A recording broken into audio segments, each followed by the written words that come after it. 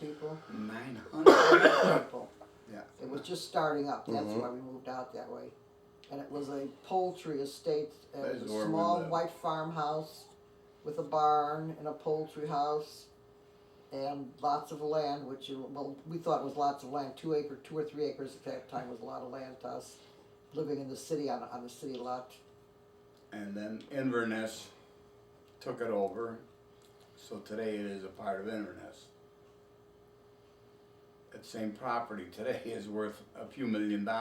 See, you should have held on to it. Yep. Not that it would have done me any good, I'd been dead. Now then the twins were born, right? Yeah, well, we had I was in business. I had started business, in and out of businesses, and that's when all the kids were born. After I left C.P. Clare, I went into business. To do what? Manufactured relays, which are these electrical switches. And you have your own shop then, or? Oh yeah, we had our own place, and where was that at? the first one was in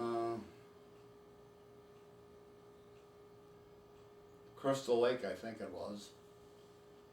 And that one, we moved then. It went bankrupt. There was a whole big story on that type of a deal. We took it over from a guy that was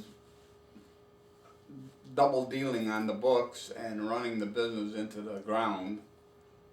And a friend and I took over the business because I had been duped into being the Secretary of Treasury and owed the government $80,000. And at that time, 80 was like 80 million. And he wasn't paying the withholding tax, and I was responsible for it, so we couldn't let it go busted. So we kept it going and got it back out of debt. After it got out of debt, somebody else took it over. The stockholders got jumpy, wanted to get out, and so then I went into another business, which then it was with Tony Scandora. The first business was with Harold Shaver, who run it down. And there was a lot of ups and downs in there, and a lot of nervousness. And exciting. I probably would do the same thing again with a little bit more brains put behind it. But the businesses were still going. They're still going today. I won't say I was ever successful, but through life I think I was successful with the kids and the rest of it. Mm-hmm. So how long did you guys live in Palatine for? Pardon? How long did you live in Palatine? Oh heavens, we moved out to Palatine in 1952, in the fall of 1952, with the 2 little kids, 2.5 and 1.5, and Michael on the way. And this small little farmhouse with no bathroom upstairs. The bathroom was down in the basement. And it was just a little back porch and a small kitchen and 2 little rooms. One room was the living room with a oil stove. Yeah, it was stove heated, with upstairs and one downstairs in the basement. But we thought it was something special. We liked it out there. So then Michael was born in February of '53. And we lived there until '84. And we added on, 3 3 bedrooms, a full basement, and a bath. So, in the course of the years, that's where the kids all grew up and went to school. Well, they all went to Frem then, right? They went to Palatine and Plum Grove and Fremd High School, yeah. Mm-hmm. Then why did you guys move up to up north? Well, we moved up north. all the kids were gone. They were all graduated college, and Steve had just graduated grammar school. And Steve had just graduated grammar school, and that was our chance. And I had just retired, so it was just our chance. I had just sold our business.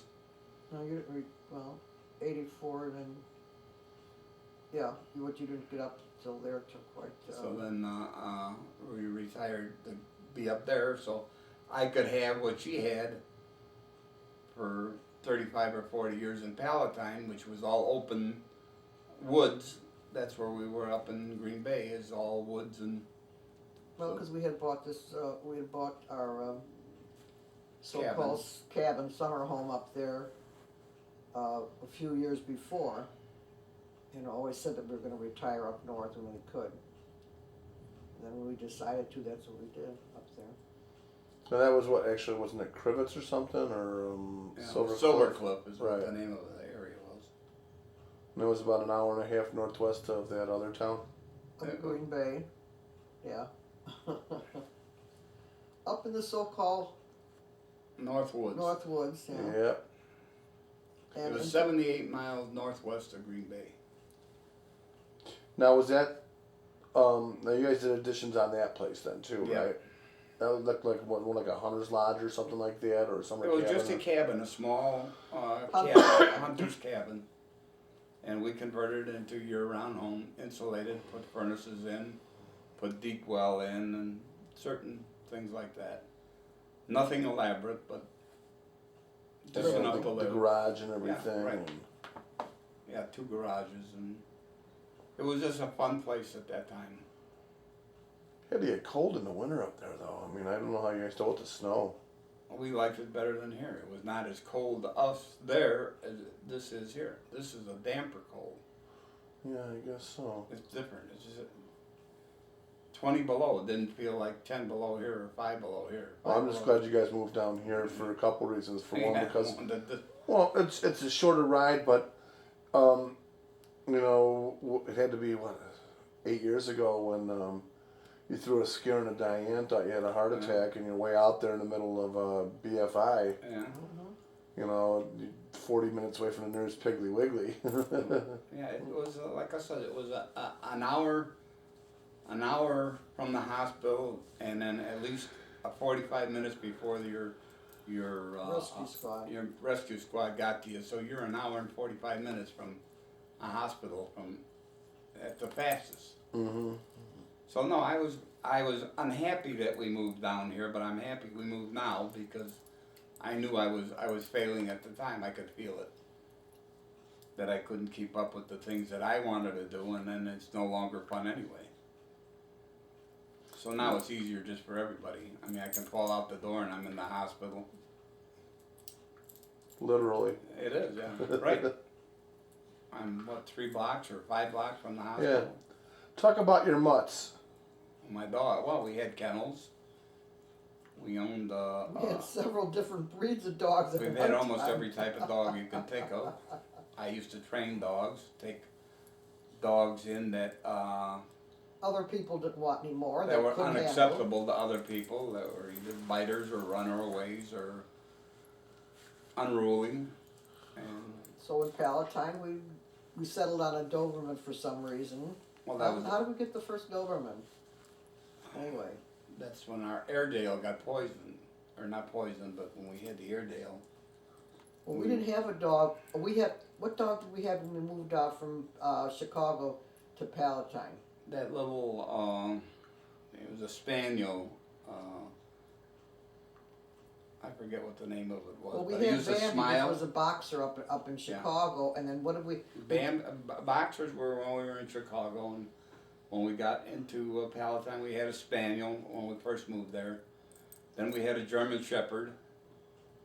That was a great big, That was the biggest German Shepherd I ever saw. Weighed how much? about 150, 160 God. pounds, and he was just meaner than hell. It's a wolf. He was And his mean. name was called Timber. He was mean. Nobody could handle him. He had a logging chain on him, and he'd break it. He'd pull on it, he'd break it, and we had him for a while, and then other people gave me other dogs that were unruly that they couldn't take care of, and We used to have dogs chained to several dog houses all over the property. yeah, couldn't keep them in the house. The house wasn't big enough because every tree had a dog chained to it. So then eventually we And got for into. some reason, we got the Airedale. Was it for protection? That Well, was a that's good- when we were burglarized, and they burglarized our house, took some of our valuables that we thought were valuable, and so we went out and we got an Airedale, which was meaner than a lion. Nobody could get in there then. So then, as he was getting older, we got into the Dobermans. We started figuring that, Well, somebody poisoned him, yeah, somebody poisoned and him. he died. And he died, and we got into the Dobermans, and then you couldn't buy a Doberman that was aggressive enough to attack anybody or bite anybody. So we figured we'd go into the kennel business and breed that type of Doberman, and that's what we did. And now we're just winding up with every type of dog that you can just have. Just Well, a you dog. had my two favorites there. You had Bubba Oh, and that he was the best. There's no question about with those Bubba. kids. I remember when Alex and Robert chased him out that little popcorn thing, and he was such a great dog with them. Yeah. And then That was a Rottweiler, which that wasn't supposed to be that great a dog. and then you had the little pug that I liked, Oh yeah. Well, Curly. Curly was. And now you got this butt This sniffer over this here. one here is he's coming into his own as far as his temperament is great as far as he suits my temperament because he's snippy, he takes no shit, he'll do it if you force him, And yet he's and he's just lovey. he's that terrier type of thing that he's ready to snap before he knows there's something to snap at. So, but I've never owned. I think my mother and father owned a terrier when we were little, but I don't remember them that much. But I've never owned a small dog. The pug dog was the only and first small dog I've ever owned. And we got the pug because Bubba was failing. He had a growth in his chest, and he was dying on us, and we really needed another dog. We just went to look at a pug because I'd never seen one. Out of curiosity, which And of course, Mrs. I fell in Curiosity love with it right wouldn't away. We do took it nothing home, else. and he and Bubba got to be good friends. They played together and they slept together, and we had Curly just about a month and a half, and then we had to put Bubba down. So we were very happy that we had Curly at that time to take his. yeah, he Fill the void a took little us bit. over some lumps. And Then when I had my heart we were transplant, tickled Curly with him pulled me until we through. when we got here. We were here just let's see, we got here in November, and in the spring of the following year, he had his first seizure outside, which scared us silly because we'd never come in contact with something like that before. We never had a sick dog, and his seizures got more violent and increased.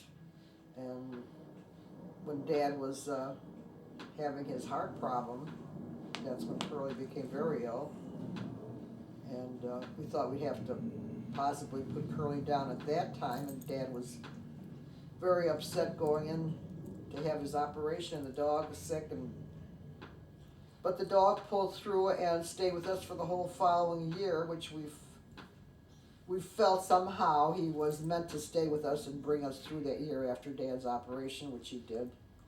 And then we had to put him down. His seizures got to be multiple seizures, and he wasn't coming out of the comas.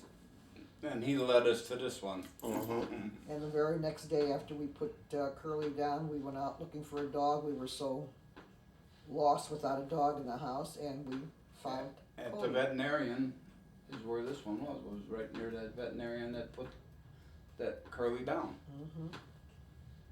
But we found him through the paper. We saw an ad Yeah. in the paper, just went looking because we were so sad that day.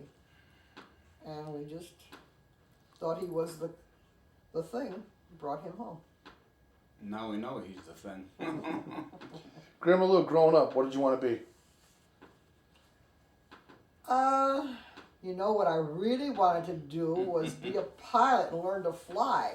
When I was in high school, I took a pre-flight course. But and then before I got out of high school, I wanted to join go into the service, and my mother, they said no, they didn't think that was such a good idea. They wouldn't, and didn't think I should do that, so I didn't.